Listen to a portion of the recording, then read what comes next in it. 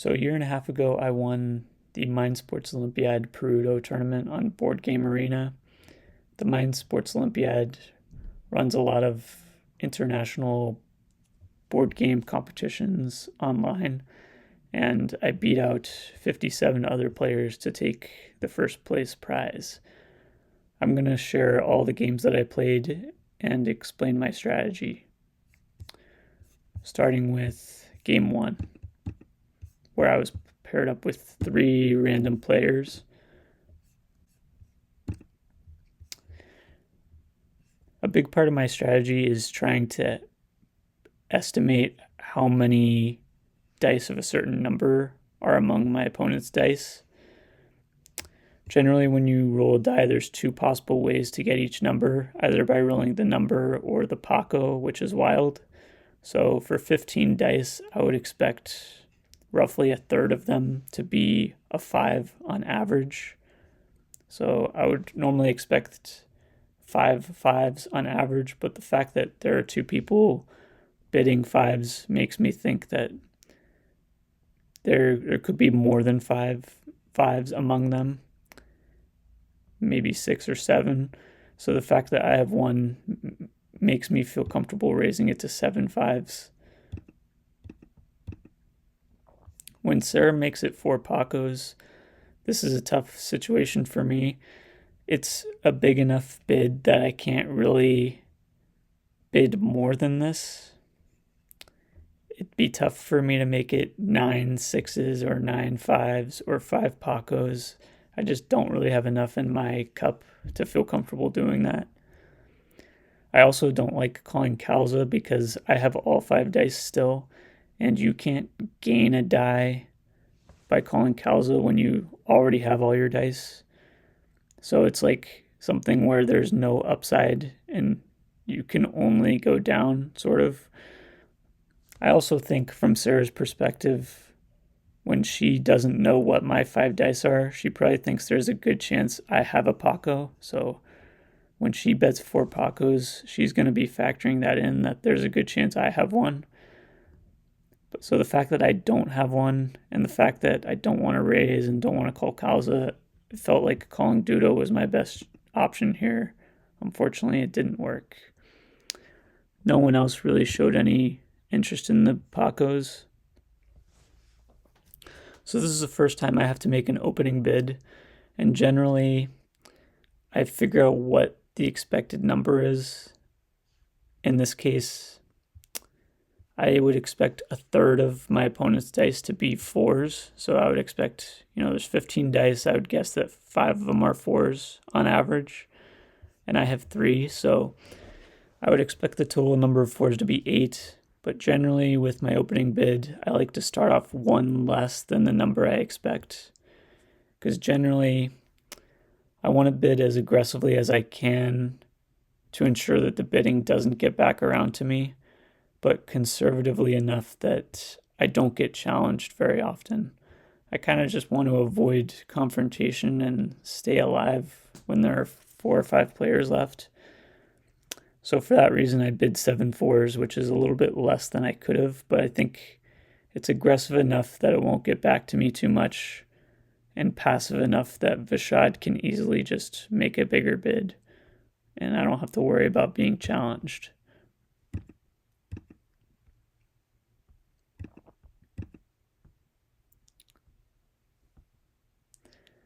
Now this is a spot where I can pretty safely make it 6 2s.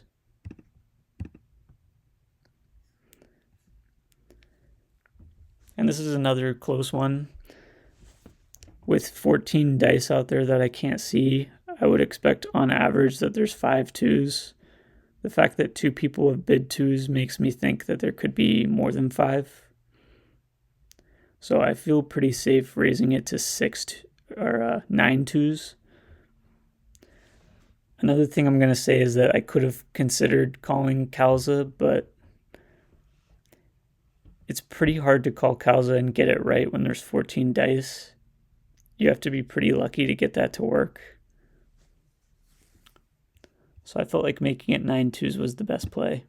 But unfortunately, I get caught because there was 8 2s, and the only way I could have gotten out of that one is by calling Kalza, which is hard to do. This is the first round where I make a bluff. I generally start to bluff a little bit more when I start losing dice, because when I have less dice, I don't have as much knowledge, so I can't bid as aggressively, which means the bidding is more likely to come back around to me.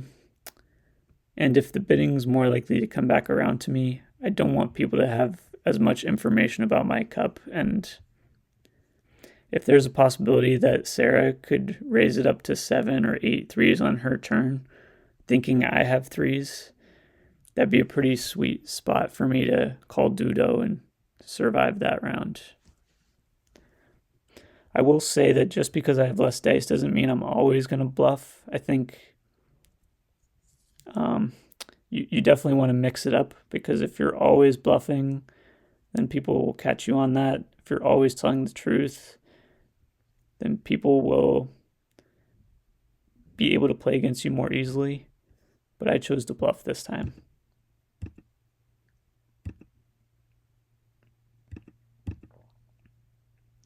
Easy raise.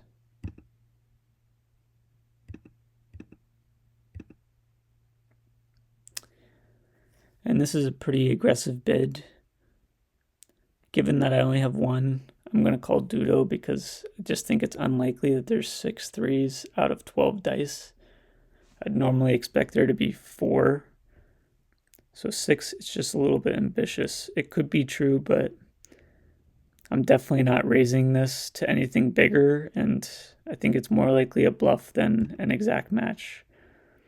Unfortunately, this time I would have had to call Kalza again to survive that one. And again, I am bluffing. It wasn't my strategy to bluff every time with the low number of dice. It's just me trying to mix things up, and decided to bluff again this time.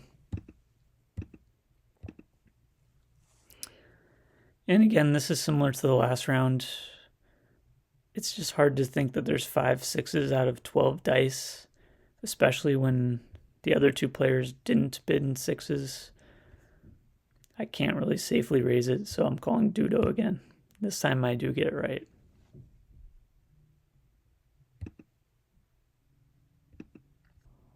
Now this is a case where the 4 6s bid is actually pretty reasonable, because it's 4 out of 11, which is definitely a possibility. I could have tried calling Kalza, since I think 4 is pretty believable, but like I said, it's pretty hard to get it exactly right with calling Kalza. Most of the time you're going to lose.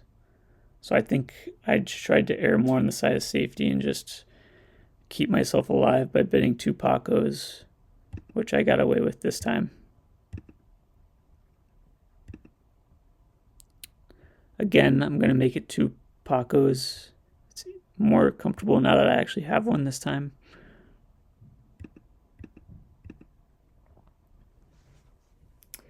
And similar spot to before, I'm going to call Dudo, because I don't have a 4, and it's hard to believe that there's 5 out of 9. Again, it's important to notice that Vashad bid something other than 4s, so I think that makes it slightly less likely he has 4s.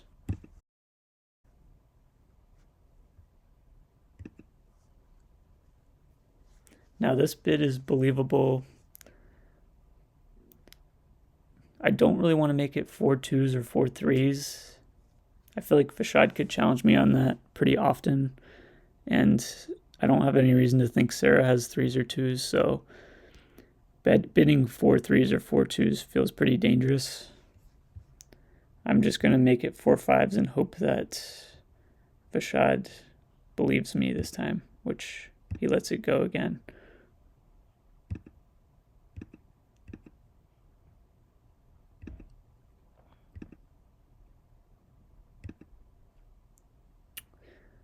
Easy raise for me. Palifico. Now this is an interesting spot because I just happen to have 2 6s. I think when Sarah makes it 3 6s, that's a pretty good sign of strength, where I think she probably has a 6. So I could have considered calling Kalza if I thought Vashad and Scabripak were bluffing, but I just felt like with all the action, there was a pretty good chance that there were 2 6s out there.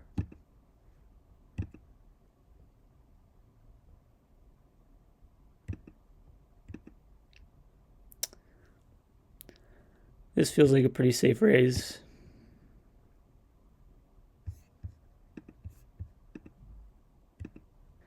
With only 4 dice out there, it's pretty unlikely that there are actually 2 6s.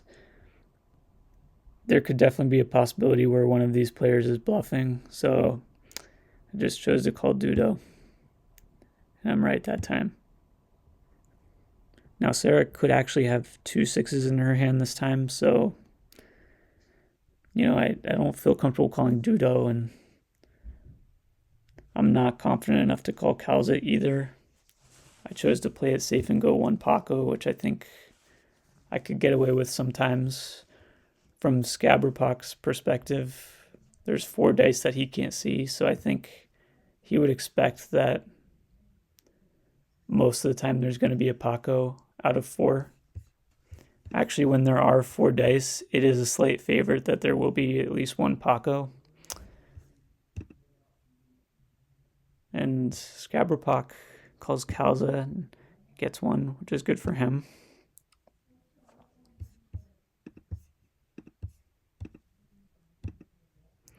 This is similar to last time, where it's just very unlikely that there's 2 5s out of 3 dice. Calling Dudo on this one, but unfortunately I was wrong.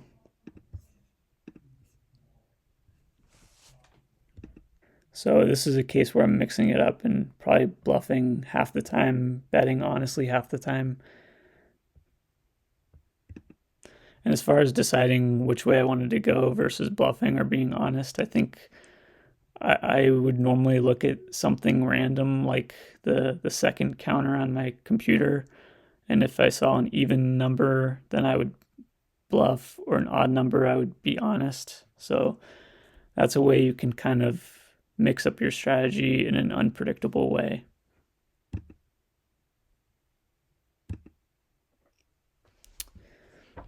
Now that it's 1-on-1, there's really nowhere left to hide, and you kind of have to be more willing to call Dudo or call Kalza. Now that it's 1-on-1, I am going to be kind of bluffing half the time and trusting my opponent half the time. Like I said, you want to be mixing it up between bluffing or being honest so that your opponents can't easily play against you. But I think it always also goes the other way, where you want to be doubting your opponent and trusting your opponent roughly 50-50 as well. So it's not easy for them to bid against you, because if you're always calling Dudo, then your opponent can just always be honest and you'll lose against them. And if you're always calling Kalza, then they can be bluffing more often, and then you're going to lose more that way. So you have to mix it up both ways. I think I was kind of randomly deciding if I wanted to trust Sarah or not. In this case, I chose to believe that she did have a 5, and I called Kalza, which was right. And I chose to be honest this time. And when she raises it to 2 3s, I feel like I kind of trust this one because it's just a more aggressive bid, and it's hard to think that she would do this when she didn't actually have a 3. So I called Kalza, and it worked out. Now that I have more dice, I'm starting to bid aggressively. I think I could have even started off more passive, like maybe bidding 1 6, because that way Sarah can't call Kalza against me, and it gives her some room for error. But I did make it 2 6s, and she doubted it, and it worked out for me anyway. This is another case where I think Sarah should be bluffing roughly half the time, and I should be calling Kalza and Dudo roughly 50-50. I called Kalza and it worked for me that time.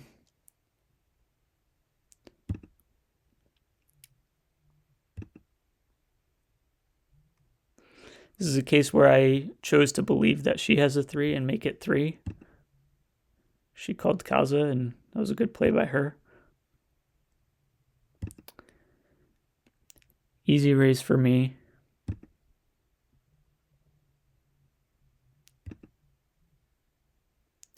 I chose to believe her, and I was wrong that time. 50-50 whether I want to believe her or not.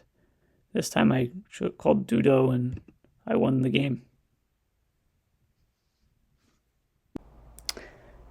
This is what the leaderboard looked like after game 1.